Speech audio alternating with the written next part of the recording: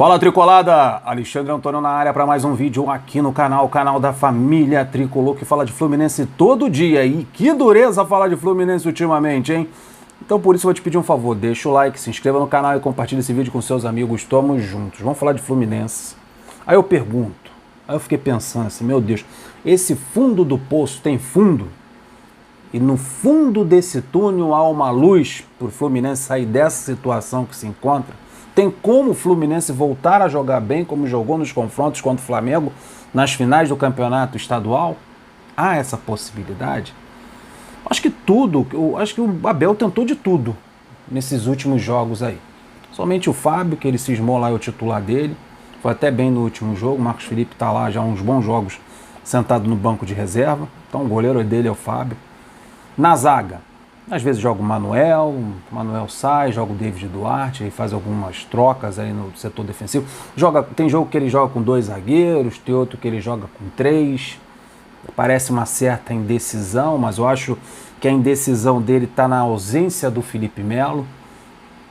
E quando o Felipe Melo retornar, certamente a zaga será formada por 3 zagueiros, porque o David Braz não pode ser reserva, né? Na cabeça da diretoria e do próprio Abel Braga. Então o David Braz é o titular absoluto. O Nino tem que estar na vitrine, tem que estar jogando, tem que ser titular. Perspectiva de vender ele no meio do ano, colocando o Nino no banco de reserva, né? O valor já é baixo. O jogador estando no banco de reserva, um jogador campeão olímpico, aí desvaloriza. E o Felipe Melo, o Fluminense não trouxe com o salário que ganha, né? Cuidado que não pode falar do salário do Felipe Melo não. Então, com o salário que o Felipe Melo ganha, ele voltando de contusão, e pelo nome que ele tem, dizem que foi o Abel Braga que pediu a contratação dele, então o Felipe Melo volta para a zaga.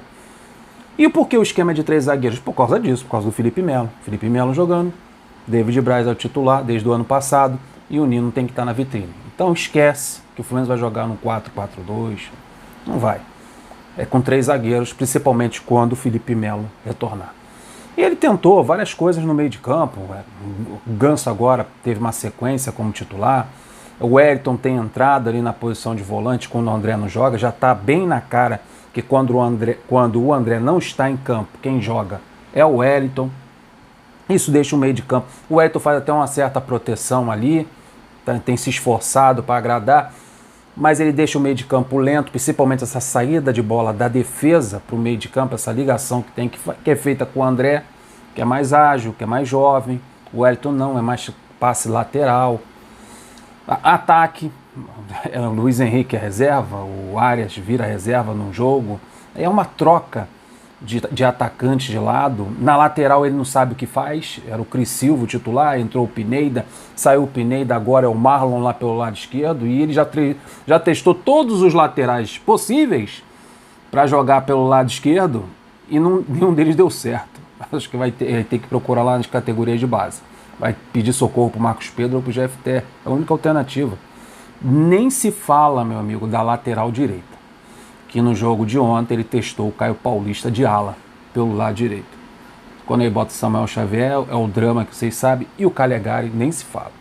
Então ele não sabe que lateral colocar para jogar. E o pior, que o esquema dele com 3 zagueiros exige que um cara que jogue pelos lados do campo como ala tenha um mínimo de qualidade e faça o mínimo de jogadas individuais pela linha de fundo, cruzamentos, assistência para quem está na área. Então ele já testou de tudo com os alas e com os laterais. Só falta ele testar jogadores do meio de campo ali. Um Arias pela esquerda, um Iago Felipe pela direita, né? Até mesmo o Luiz Henrique como ala pelo lado direito. Né? No ataque é o Cano, se não é o Cano é o Fred, o William Bigode entra em algumas partidas. Então o Abel se mostra muito claro para nós torcedores, para todos, quem está de fora, quem não é tricolor, que o camarada está perdido no cargo. Perdidíssimo. É 3-5-2, é 3-4-3, é 4-3-3. Vai mudando, mas não vai mudando de acordo, que é o ideal, né? Você mudar a formação tática de acordo com o adversário. Mas com o Abel não, ele vai mudando a formação tentando encontrar um time ideal. Mas só que os jogos são decisivos. É Copa Sul-Americana, empatando em casa, praticamente quase eliminado não tem matematicamente como afirmar, mas, meu amigo, complicadíssima a situação do Fluminense na Copa Sul-Americana. Então não é para testar formação tática, improvisações num jogo decisivo numa Copa Sul-Americana, mesmo jogando em casa. Nem na Copa do Brasil contra o Vila Nova, lá no jogo da volta lá em Goiás, e muito menos no Brasileirão, que já perdemos 5 pontos jogando em casa no Maracanã. Daí fica fazendo esse rodízio, né, não é rodízio de jogador, não, o camarada tá cansado, paciência, não pode jogar, tem que descansar. Então bota outro da posição ali. Mas só que esse outro da posição que tem entrado, tem jogado nada. E o pior é que ele tem mexido na formação tática. Às vezes o jogador não sabe em que posição vai jogar. Uma hora ele olha para a direita e vê o Calegari. Outra hora ele vê o Samuel Xavier. Ontem os caras viram o Caio Paulista, que não consegue chegar na linha de fundo quando ele é ponta direita. É esforçado, corredor, dedicado, mas não faz jogada individual porque falta qualidade. E o pior, que você vai para a coletiva do Abel Braga, tu vê umas coisas assim esquisitas que mostram que ele tá perdido no cargo e no Fluminense e não sabe o que fazer. É até triste a gente ficar falando sobre o Abel Braga, e eu já falei em algumas lives aqui no canal, que eu acho que o maior culpado não é ele. Né? O maior culpado é o presidente do clube, que tem esse perfil de treinador, né, que sirva de escudo, experiente, com falta de atualização no mercado, né, um treinador mais jovem, com melhor capacidade para poder fazer uma variação tática, todas as coisas que a gente sempre fala com relação a treinador estrangeiro, que para o presidente do clube é uma modinha e ele nunca vai trazer um treinador estrangeiro enquanto ele for presidente do clube.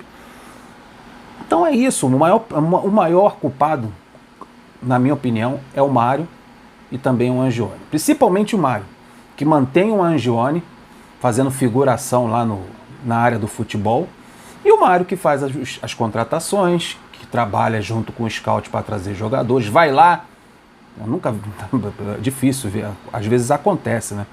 O presidente ir lá até o jogador para fazer a negociação, na maioria das vezes ele manda um intermediário para fazer, ou vice de futebol, mas o próprio presidente se intitulou vice de futebol, agregou tudo na área do futebol para si, tanto que o Angione é um figurante na diretoria tricolor. Então se ele abraçou tudo para si, se tudo é responsabilidade dele, contratação de jogador, contratação de técnico, ou não contratação de um técnico de nome, como Cuca, Renato, ou um técnico estrangeiro, então que ele assuma os erros que tem acontecido na área do futebol, já que ele quer abraçar tudo com as mãos.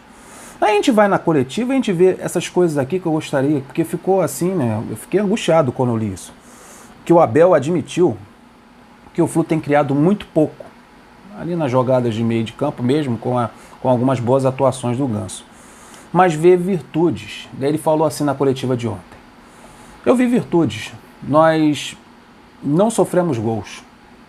Só que essa virtude que ele vê no time, que o Fluminense não sofreu gols, é ridícula comparado com o ataque do Fluminense, que está há 5 jogos sem fazer gol. O Fluminense está 5 jogos sem fazer gol. E o que importa nesse caso você não sofrer gol e se você não faz. Então o mais importante, tá entendendo, cara? O mais importante para o treinador do Fluminense é que o Fluminense não sofra gols.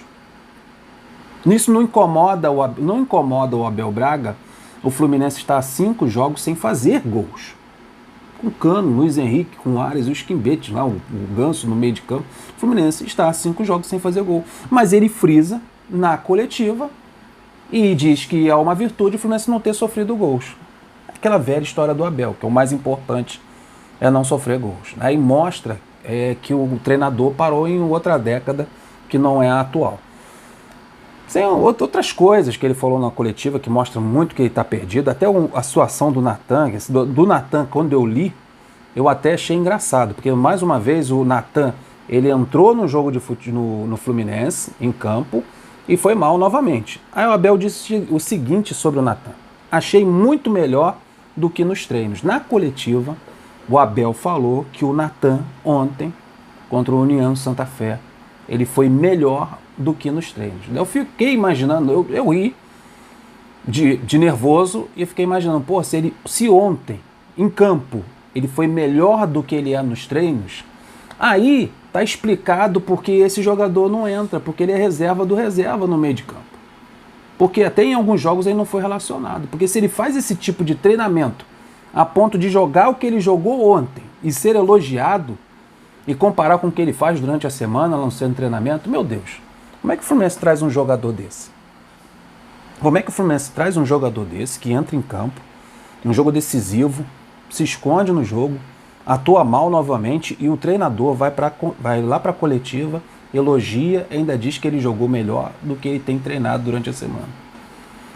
Então parece que são palavras jogadas ao vento, parece que está perdido, vê outro jogo, né? Ele não estuda os adversários e é um incômodo na torcida, a torcida quer xingar, a outra quer defender o Abel, eu acho que não deveria xingar, mas a diretoria precisa ser cobrada, algo tem que ser feito de diferente, não dá para esperar a luz brilhar no fundo do túnel, ou você vai ao encontro dela ou procura uma saída, e eu vejo na diretoria, não vejo na diretoria o desejo de mudança com relação a isso.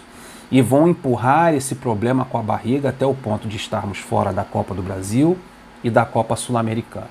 Aí quando só restar o Brasileirão, lá no final a gente vai comemorar, e se comemorar, uma classificação na pré-Libertadores. Aí vão soltar fogos, vídeo lá na Flu TV e o caramba 4, porque a gente conseguiu voltar a Libertadores mesmo sendo na pré. Mesma coisa que aconteceu aí nos últimos anos, que a gente ficou pelo meio do caminho na Copa do Brasil e Copa Sul-Americana. Depois dá uma enganada na gente lá no final do campeonato, porque hoje em dia, né, a chance de você ir para uma pré-Libertadores aumentou bastante devido ao número de vagas. Mas o treinador tá perdidinho, elogiando porque o time não tem sofrido gols, quando na verdade ele deveria priorizar fazer gols, que o time já está 5 jogos sem fazer, e elogiar um jogador que não jogou nada e comparar com o que ele faz durante os treinos durante a semana. Aí eu fico desesperado. Se eu não tenho o Ganso, aí eu tenho o Natan. É triste, né? Aí, rapaziada, vamos ver o que vai acontecer. O Fluminense precisa fazer algo diferente. E eu não vejo o Mário com disposição para fazer algo que fuja ou do que ele acha que deva ser feito. Deixa o like, se inscreva no canal, compartilhe esse vídeo com seus amigos. Até o próximo. Flui!